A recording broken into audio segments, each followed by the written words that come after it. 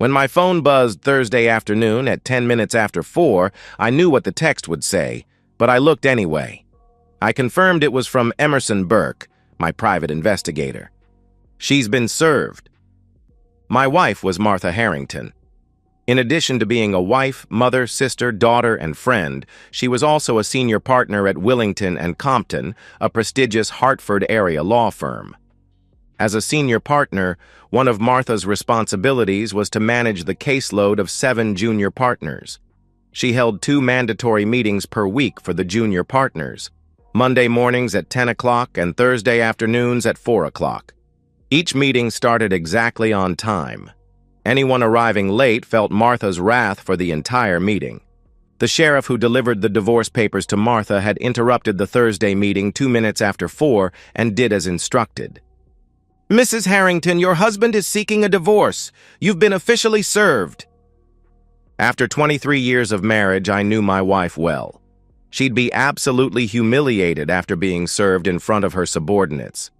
Despite the anger that'd be spreading through her core, she wouldn't rush home. Instead, she'd lock herself in her office and review, as only a skilled attorney can, each word of the divorce petition. I suspected the first reading of the legal papers was more than a little confusing. I listed the classic irreconcilable differences as the reason for the divorce. Martha would be thankful that the reason listed wasn't infidelity, but would suspect I knew something about her long-term affair with Michael Kinsley, a married, 29-year-old associate with her firm. She was also bound to be confused about the division of assets. We'd be splitting the proceeds on the sale of our 7,300-square-foot home and our beachfront summer home on the Connecticut shore. Martha would keep her retirement and I'd keep mine. Banking and checking accounts would be split after our debts were paid. We each made a great deal of money, so there was no need for alimony. She'd be bewildered when she got to the end of the legal papers, and my very successful third-generation engineering firm wasn't listed as an asset.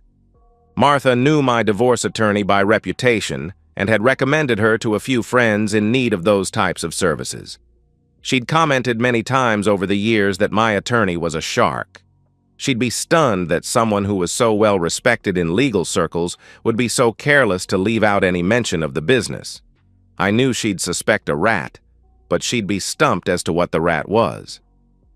After a second detailed reading of the petition to confirm that her love buddy, Michael Kinsley, wasn't mentioned, Martha would call an emergency meeting of her most trusted partners and associates. They'd all review the papers and together come up with an initial game plan to deal with her wimp husband, me. My name is Chris Harrington. I met Martha at the University of Connecticut. She was a second-year law school student, and I was finishing my PhD in mechanical engineering. We started dating 1 week after meeting and quickly became exclusive. We were walking to the car after a delicious dinner on our third date. "Chris, let's go to your apartment and get undressed," she answered. We were intimate for the rest of the weekend. I couldn't get enough of her, and she seemed to appreciate the connection we shared as we enjoyed each other's company. We made love daily. Our love life was fantastic and included risky times in bathrooms, at restaurants, or at parties we attended together. We explored several of our fantasies together. I fell in love with Martha. She was the total package. We wholeheartedly agreed that we'd never include others in our love lives and would remain exclusive. We officially confirmed our pledge to each other when we vowed to love, honor, cherish, and remain faithful to each other at our wedding, which took place 2 weeks after we'd both received our advanced degrees. Our wedding was a fairly large affair. It was held in Martha's hometown of Portland, Maine. The reception was under tents on a warm, clear summer night at a wedding venue along the rocky Maine coast. We honeymooned in Aruba, but returned without any tan lines. Martha had started the interview process with several Hartford area law firms prior to graduation. 2 weeks after our return, she was offered a job at Willington and Compton.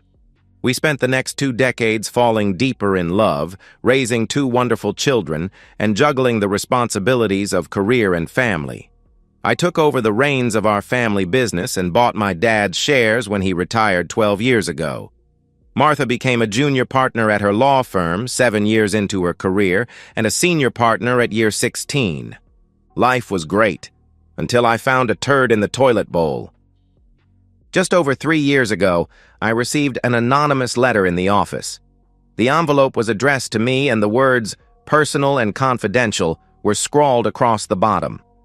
Inside the envelope was a folded piece of notebook paper with the words, "Your wife is in love with Michael Kinsley."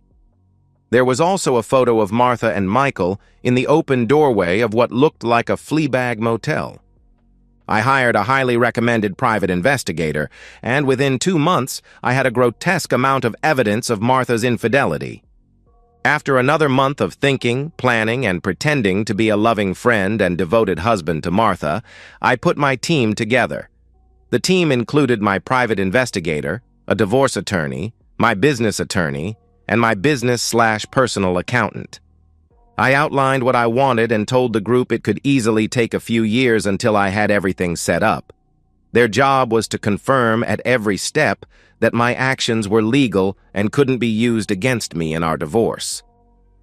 The second text from my PI came through 10 minutes before 6 that same afternoon. "Michael Kinsley has been served." My private investigator had met with Rachel Kinsley 2 weeks earlier. He'd shared what had become a 3-year investigation and a massive amount of proof of an affair between my wife and her husband. The private investigator recommended my divorce attorney, who would gladly take her case. I imagined that any plans the group at Willington and Compton had come up with to combat my divorce petition were thrown out because Michael's wife had listed infidelity as the reason for her divorce. Her divorce petition included the private investigator's report, photos, and videos. It was a very complete package. The garage door rumbled at 10 minutes after 8 that night.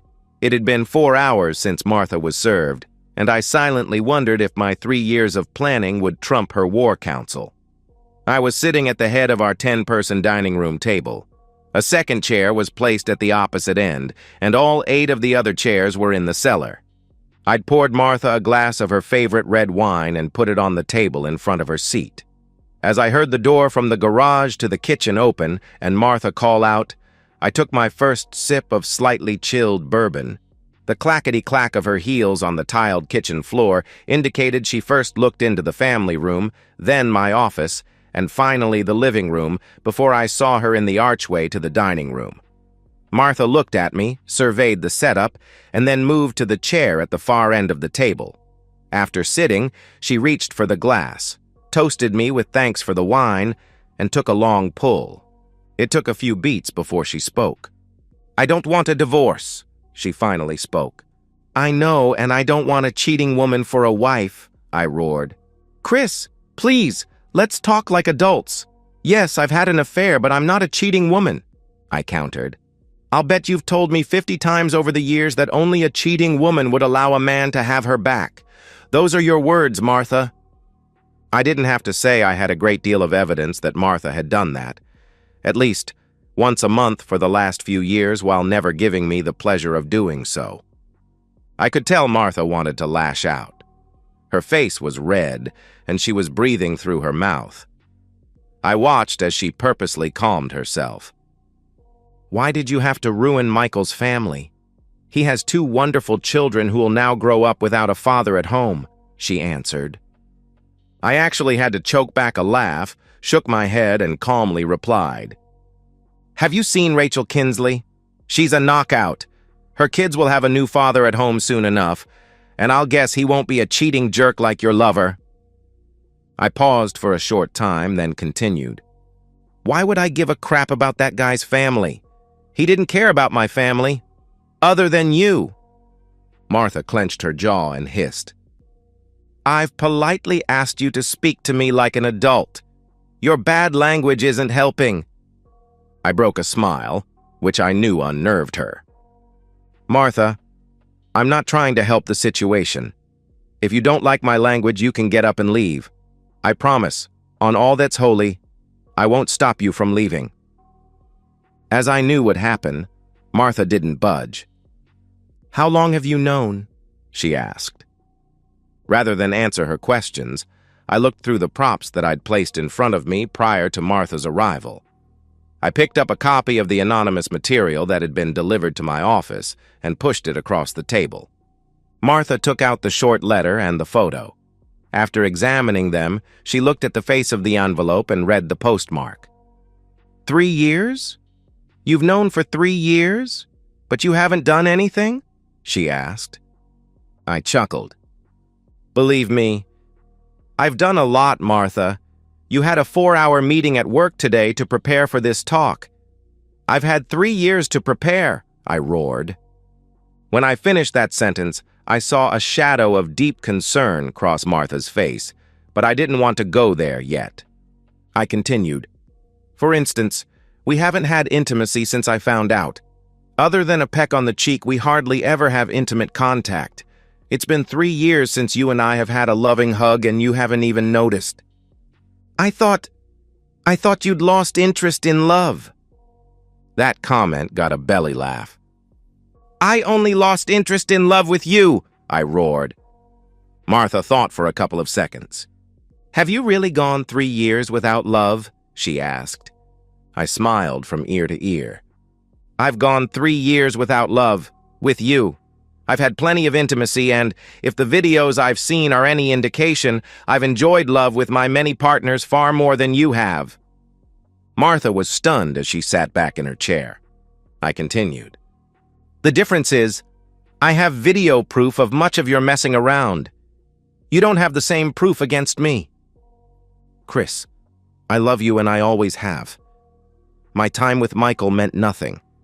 It was simple stress relief, especially after you stopped having intimacy with me, she pleaded. Don't go there, Martha. Your ongoing weekly 3-year affair is your fault.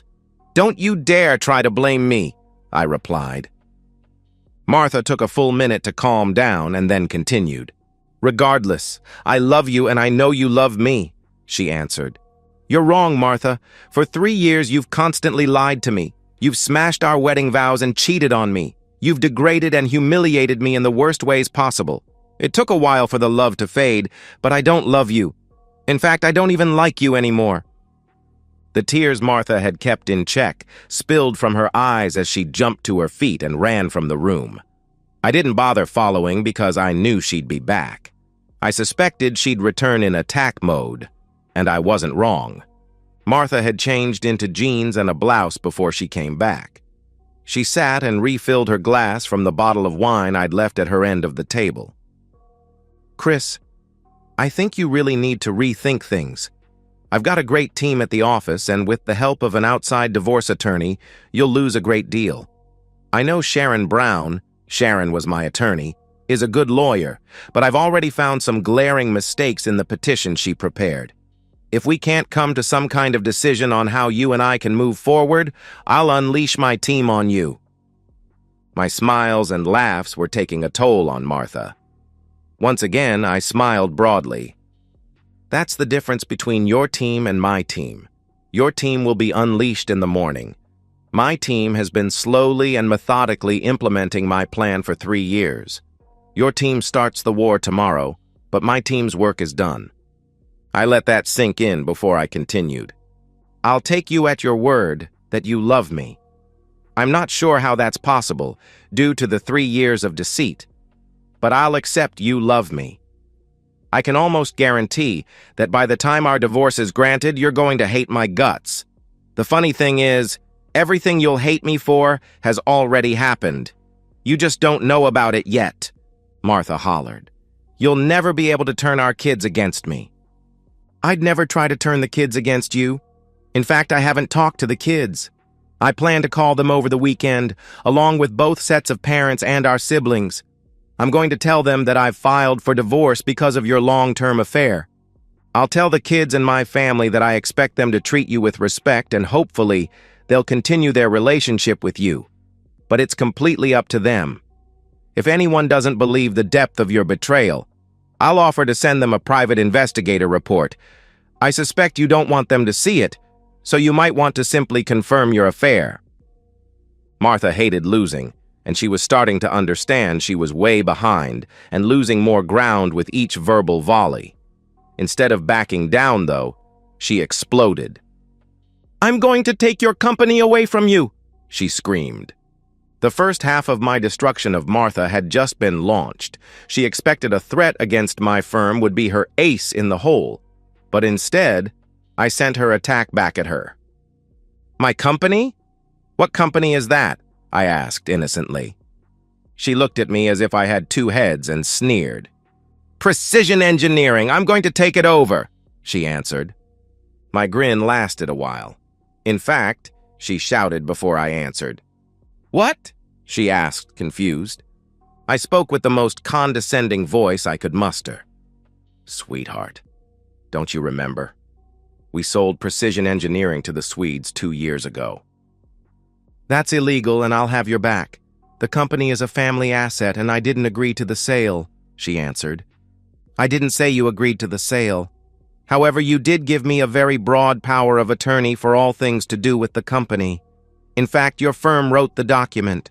I used the power of attorney to complete the sale and invest the money in overseas accounts. As you do each year, you personally signed our family tax documents, which clearly listed the sale and movement of money. Good luck finding the money after 2 years." Martha was shell-shocked. As she sat there, her mouth moved like a goldfish blowing bubbles. I got up, left the room, and walked upstairs to our guest room. After locking the door, I stripped to my boxers, sat on the edge of the bed, and finally cried. My alarm went off at 3 o'clock the next morning. I climbed out of bed, showered, and left for the airport to fly to Florida. In preparation for my single life, I'd purchased a condo on Clearwater Beach, across the bay from Tampa. I'd shocked Martha on that fateful night. I expected it'd take Martha and her legal team a few weeks of combing through legal documents and financial statements before they understood that close to $34 million from the sale of precision engineering had never come under the jurisdiction of a U.S. bank, and therefore wouldn't be part of the divorce settlement. Yes, that was truly a shock. If a lifetime of family tradition was any indication, the awe half of my plan would happen in 5 weeks, on the Friday after Thanksgiving. While growing up, Martha was extremely close to her maternal grandmother, Edith. Edith would plan a weekly outing for only the two of them. As the decades passed, Martha took over the planning. In recent years, Martha drove to Portland, Maine once a month to visit with her and take her from her assisted living facility. They'd go to lunch and, if Edith was well, the mall. A family tradition, started by Edith and continued by Martha for the last 15 years, was to display a nearly 175-year-old family nativity scene at Christmas. Each year, on the Friday after Thanksgiving, Martha would go to our local bank and take the 24 figurines, which made up the nativity scene, from a very large safety deposit box. Each figurine was encased in a velvet box. The kids and I would go out and pick 2 12-foot Christmas trees. It'd take our family an entire day to decorate our home. The highlight of our decorating was the nativity scene centered on a straw-covered table that was bookended by the 2 trees. 3 rows of poinsettia flowers were placed in front of the table to protect the incredibly valuable figurines from the roving hands of our guests. With all of the decorations in place, Martha would stand in front of her beloved nativity scene, and, without fail, tears would run down her cheek. In fact, over the course of the holiday season, Martha would cry on a daily basis every time she looked at the scene. She admitted it was her happy place, and it reminded her of all of the joys in her life. The scene overwhelmed her with past and present memories. We left the decorations in place until the day before we went back to work after the holiday season. On that day, we'd reverse the process, and the family would put all of the decorations away. Martha would tenderly box each figurine and place them on the kitchen counter. The following day, she'd stop at the bank on the way to work and put the boxes back into the safety deposit box for safekeeping until they were needed the following year. Most of my plans to divorce Martha didn't take 3 years to complete. All but one element was completed during the first year. Over the last 3 years, I'd planned a business trip for the start of the new year. My flight wouldn't leave until around noon, so instead of going into the office, I started my day in my home office. For the first 2 years, Martha and I had breakfast together on that first day of work. I'd help her carry the boxed figurines to her car, she'd wish me well and give me a kiss on the cheek, and leave for the bank before going to work. Last year, at long last, the plan changed slightly to what I'd been waiting for. As we dressed, Martha asked, "Chris, can you do me a favor?" I looked across our bedroom and responded, "Sure." "I expect a pile of work when I get in this morning. Do you have the time to take the figurines to the bank before you go to the airport?" she asked. I thought for a second and smiled. "That'll be easy enough. I'll take care of it," I replied. As I guessed it would happen, Martha's text arrived just before noon on Friday, immediately after Thanksgiving. Martha: "Where the hell are my figurines, you jerk?" I laughed so hard that coffee flew from my nose as Kate, a 38-year-old divorcee neighbor, was walking outside of my bedroom and saw the stream of coffee fly. She laughed along with me. "Do you need to answer that text, or can you give me a quick time before I have to leave?" We'd already had intimacy after we first woke, but I suspected, with a little help from Kate's world-class skills, I could go another round. Kate took a quick shower, dressed, gave me a kiss, and left for home.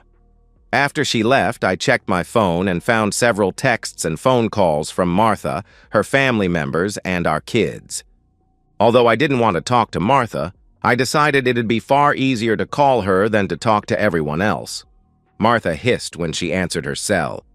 "What the hell took you so long to call back?" "I was with one of my neighbors, Martha," I roared. Martha took a moment to calm herself and continued.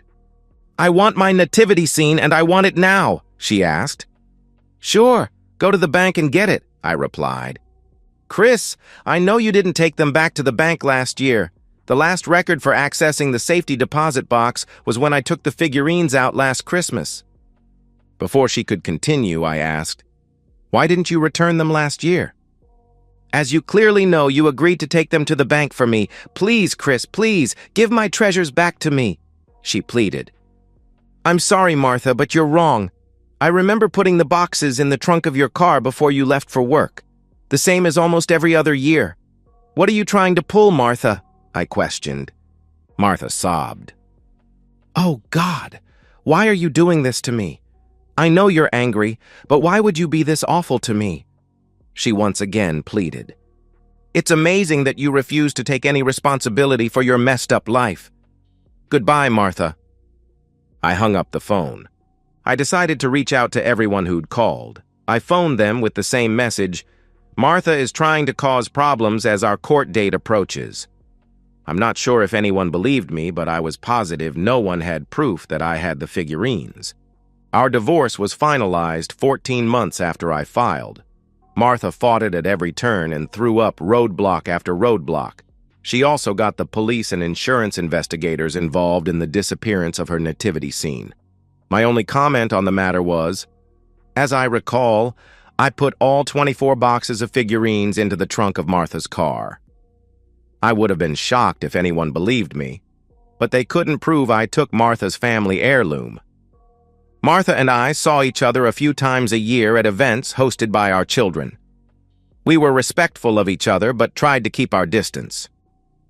14 years after our divorce, I found out Martha had been fighting a losing battle with an aggressive form of breast cancer. As Martha's days were coming to a close, my daughter called and asked if I'd visit her mother. When I entered her hospice room the next day, Martha was sleeping. I watched her for almost an hour and had to fight back tears on a number of occasions as I took a walk down memory lane. I must have been daydreaming because she startled me. "You were right, you know." I looked up at the smiling face of my only bride and smiled back. Of course. I was always right. But out of curiosity, "What are you talking about?" I asked. Her smile flickered as she spoke. "You told me that my love for you would turn to hate by the end of the divorce. After all of the awful things I did to you and our family, I'm embarrassed to tell you I hated you for a long time." "Right back at you, Martha," I answered. Her smile came back and we chuckled together. "Chris, do you still hate me?" she asked. I thought for a moment. "No. For me, hate takes too much energy. I didn't have the strength after a while. How about you?" I asked. Martha had started to nod in agreement before I finished my sentences. "I agree. After a while, hate isn't worth the effort," she answered. We talked for close to 2 hours. I was finishing a very old story about when our kids were young, and when I looked up, I saw Martha had fallen asleep. My first inclination was to leave, but I reconsidered when I realized that, in all likelihood, it'd be the last time I'd see her alive. Martha and I continued reminiscing after she woke up from her hour-long nap. We were laughing together like fools as our son, Brian, his wife, Sue, and our 3 grandchildren walked in. I could instantly tell that Brian was pleased that I was visiting his mom. I didn't stay much longer as I wanted Brian and his family to have Martha's undivided attention. I said my goodbyes and gave Martha a soft kiss on the lips. As I turned toward the door, Martha called out to me, "Chris, can I ask you a favor?" After I gave her a short nod of agreement, Martha looked at Brian. "Would you give your dad and me a moment of privacy?" she asked. Brian and Sue gathered up their kids and made a quick exit. When the 2 of us were alone, Martha continued, "I'd like Brian's family and Rose's family to alternate displaying the nativity scene on Christmas. Do you think you could help make that possible?" While many families spent the Friday after Thanksgiving looking for bargains at the local mall, my family spent the day at my daughter's home. Rose's family, along with her brother Brian and his family and me, spent the day decorating the house. Candles and wreaths went on each window, lights went on the bushes that surrounded the front yard, and Christmas-themed knickknacks were spread throughout each first-floor room. We all agreed that the showcase decoration was in Rose's family room. We decorated 2 large 12-foot trees and put a straw-covered table between them. In front of the table, 3 rows of poinsettias provided a protective barrier, and scattered over the top of the table were the 24 pieces of Martha's nativity scene. Before I left for the evening, Brian and Rose joined me as I took one last look at the figurines. Tears rolled down my cheek when I remembered Martha, so many years ago, as she stood in front of the display, crying and saying it was her happy place. And so, we've reached the end of today's story. Was it what you expected, or did it take a twist you didn't see coming? I'm curious to hear your thoughts. Share them in the comments below, and let's get a conversation going. If this story kept you hooked, make sure to hit that like button. And if you're new here or just haven't subscribed yet, now's the perfect time to join our community. I bring you fresh, captivating stories every day, so click that subscribe button and turn on notifications so you never miss out. Thanks for watching, and I'll see you in the next one.